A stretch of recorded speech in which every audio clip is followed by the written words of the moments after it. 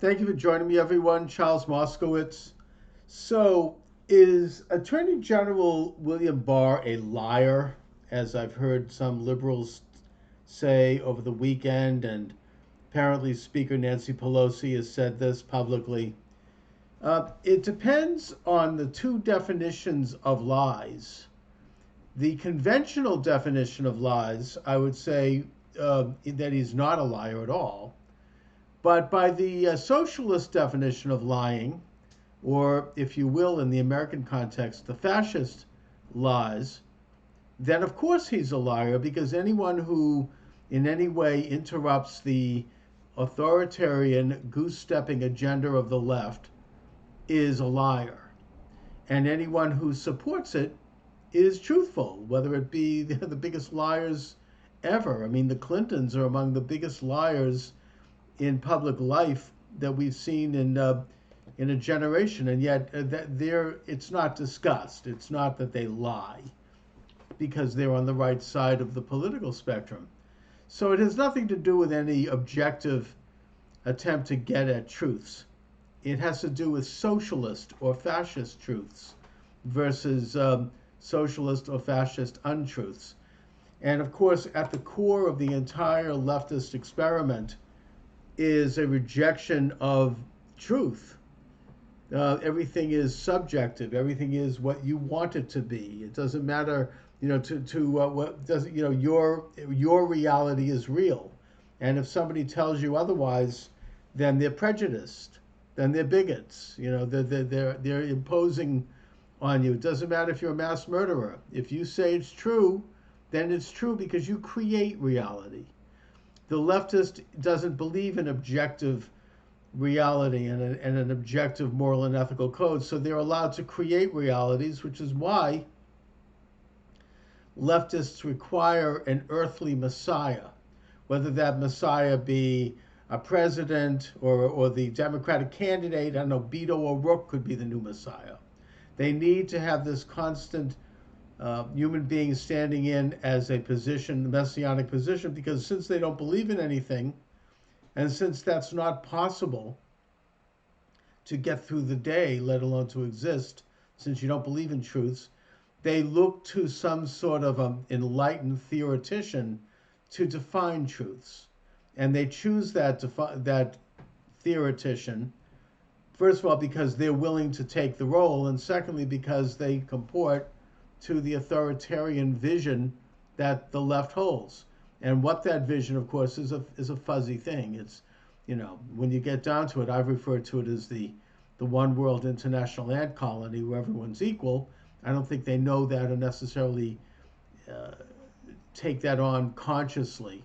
But when you strip it all down, that's what they believe in. And people who are willing to parrot this lie, in the real sense, that Attorney General Barr is lying, are people who adhere at the very core to that particular philosophy, I would contend. Now, what about Attorney General Barr?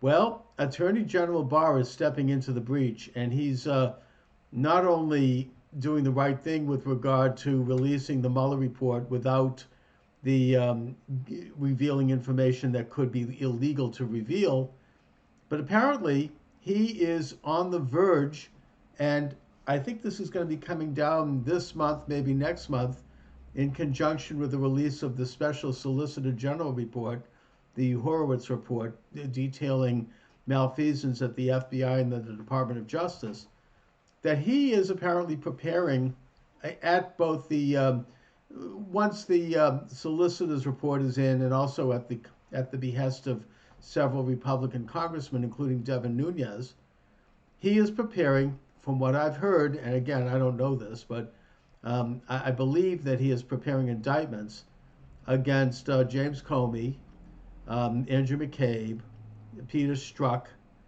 and possibly others. I mean, I think this Bruce Orr at the Department of Justice, and that all of these people are involved in real malfeasance that is now becoming more evident due to the release of the Mueller report and the fact that the Mueller report did not recommend indictments.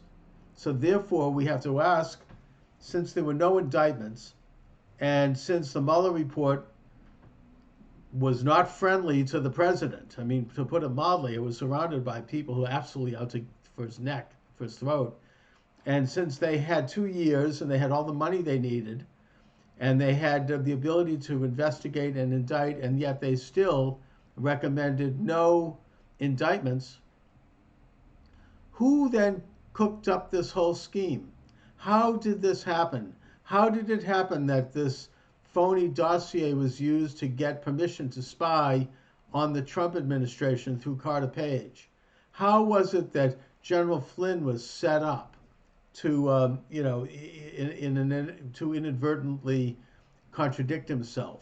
How is it that this Papadopoulos was set up with a mole, with a spy who got him to say things? Who was behind all this?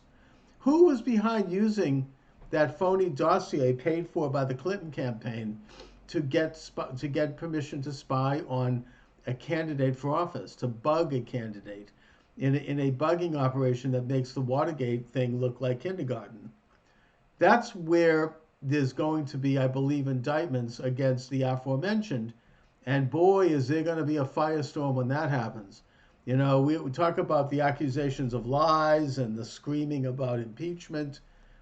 Then we're going to have, a complete meltdown.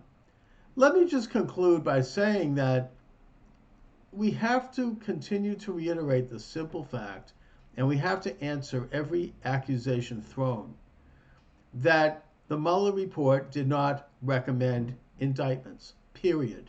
Doesn't matter what Mueller decides to take a cheap shot with notes. I'd like to recommend indictments. Maybe I'll let Congress.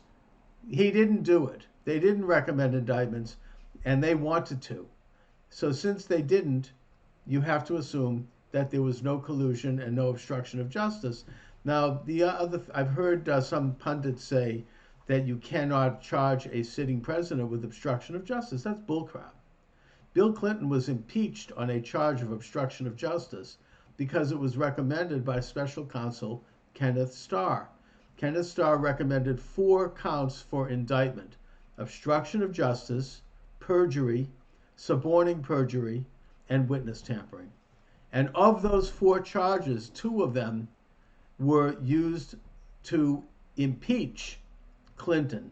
Those 2 were obstruction of justice and perjury. And in addition, the perjury charge led him to lose his law license and have to pay a fine, which I believe was paid for by corrupt businessman Mark Rich after receiving a pardon and after giving up who knows how much money to the Clinton library. So, never mind, we could talk about the lies and the corruption of the Clintons. That's a whole different story. The point is that we should keep in mind in arguing whether or not Attorney General Barr is lying, or whether or not, or any of these other issues, that there were no indictments, period. And if someone wants to say, but what about obstruction of justice? The answer is, well, then why didn't Mueller indict? Anyway, thanks for watching, everyone. Have a great afternoon. Charles Moscowitz. Check out my books, available at Amazon. And of course, please subscribe to my YouTube channel. Thanks a lot.